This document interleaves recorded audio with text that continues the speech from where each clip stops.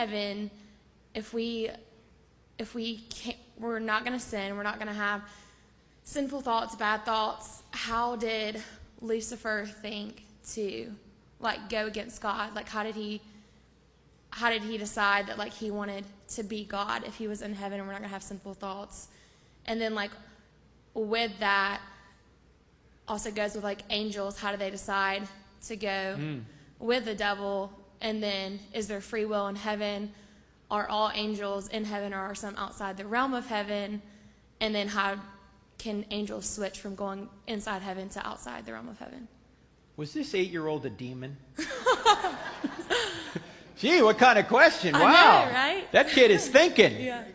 Okay, those are great questions. And I think when it comes to how could Satan have fallen being in the presence of God, first of all, the Bible doesn't really tell us, right? In fact, we don't even know how many angels went with him until you're in Revelation 13 or something, right? There's not a lot in the Old Testament about the fall of Satan.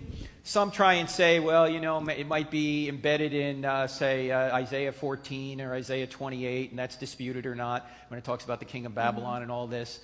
But we don't really know. The Bible doesn't tell us. Although it seems to me it would make sense that in order for God to give these creatures free choice, he had to have some distance between them. He had to give them an opportunity not to see his full glory, but to give them an opportunity to make a decision whether they're going to follow him or not. Because freedom requires the ability to make a choice one way or the other. And if God overwhelms them with his presence, then they might not have that choice. So is that heaven and the heaven we're going to be in, are those going to be are those two different heavens? Oh, you mean in the previous? Yeah. Well, it might not be. Well, our ultimate heaven is a new heaven and a new earth. Yeah. So before the universe was created, God was in heaven, so to speak, his dwelling place. God creates the universe, and heaven ultimately is going to be a renewed earth and a renewed universe where we're going to have physical bodies. We're not going to be Casper the Friendly Ghost. We're going to have physical bodies, glorified bodies that never decay. That's our ultimate destiny.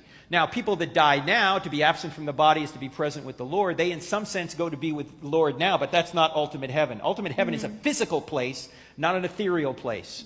So it's a different place than where Satan and the angels were, because that was an immaterial realm. This is going to be a physical realm, ultimate heaven. Now, will we have free will in heaven? It seems to me we will, but we'll have, first of all, we won't have a sin nature, and secondly, we won't have any desire to sin because we won't have any need to sin, in the sense that we won't want anything we don't have. We'll have everything we need. The reason we sin now, as I mentioned earlier in the presentation, is usually just one of three things, or a combination thereof: sex, money, or power, relationships, finances, or pride, or power, those kind of things. We take shortcuts to get those good things. Those are good things, right? Sex, money, and power are good things. But we take shortcuts to get them here on earth because we don't have them. In heaven, we won't have any deficiencies. We won't have any need to sin. We'll see God for who he is, 1 John 3, 1 and 2, the beatific vision, and there won't be any need to sin or desire to sin. So with Lucifer, so that gets me thinking, did he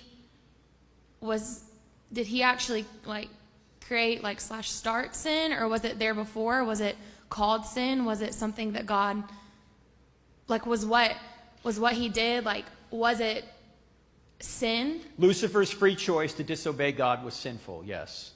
So and then Adam and Eve. So did God create sin? No. God creates the possibility of sin by giving us free will, right? Yeah. But he's not the sinner.